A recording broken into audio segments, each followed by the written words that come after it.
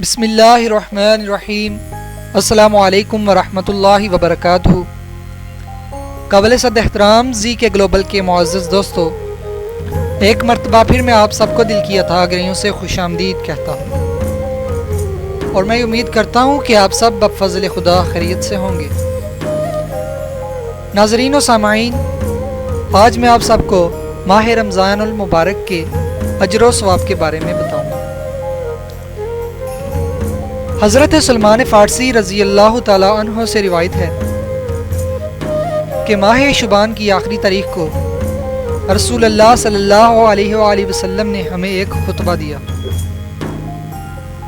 اس میں آپ صلی اللہ علیہ وآلہ وسلم نے فرمایا، اے لوگو، تم پر ایک عظمت اور برکت والا مہینہ سایہ فگن ہو رہا ہے، اور اس مبارک مہینے میں ایک رات شب قدر 1000 مہینوں سے بہتر ہے، اور اس مہینے کے روزے اللہ تبارک و تعالیٰ نے ہم پر فرض کیے ہیں، اور اس مہینے کی راتوں میں بارگاہ الہی میں کھڑے ہونے یعنی تراویح ادا کرنے کو نفل عبادت مقرر کیا گیا ہے،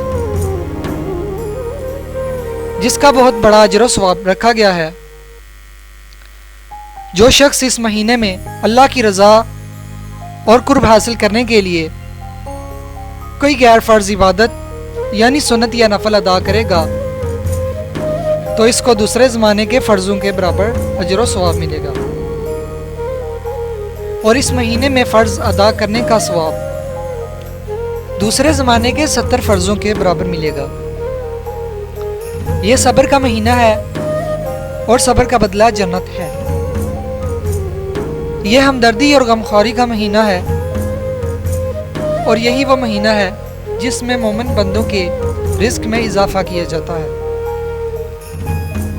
جس نے اس مہینے میں کسی روزہ دار کو اللہ تعالیٰ کی رضا اور ثواب حاصل کرنے کے لیے افطار کروایا تو یہ اس کے گناہوں کی مغفرت اور آتش دوزخ سے آزادی کا ذریعہ ہوگا، اور اس کو روزہ دار کے برابر ثواب ملے گا، بغیر اس کے کہ روزہ دار کے ثواب میں کوئی کمی کی جائے۔ آپ صلی اللہ علیہ وآلہ وسلم سے عرض کیا گیا، یا رسول اللہ صلی اللہ علیہ وآلہ وسلم، ہم میں سے ہر ایک کو تو افطاری کا سامان میسر نہیں ہوتا، تو کیا غرباء اس ثواب عظیم سے محروم رہیں گے؟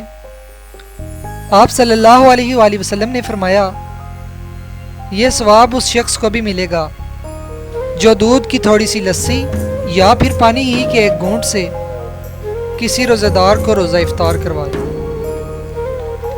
آپ صلی اللہ علیہ وآلہ وسلم نے سلسلہ کلام کو جاری رکھتے ہوئے ارشاد فرمایا، اور جو کوئی کسی روزہ دار کو پورا کھانا کھلا دے، اس کو اللہ تعالیٰ میرے حوض کوثر سے ایسا سیراب کرے گا جس کے بعد کبھی اس کو پیاس نہیں لگے گی، یہاں تک کہ وہ جنت میں پہنچ جائے گا۔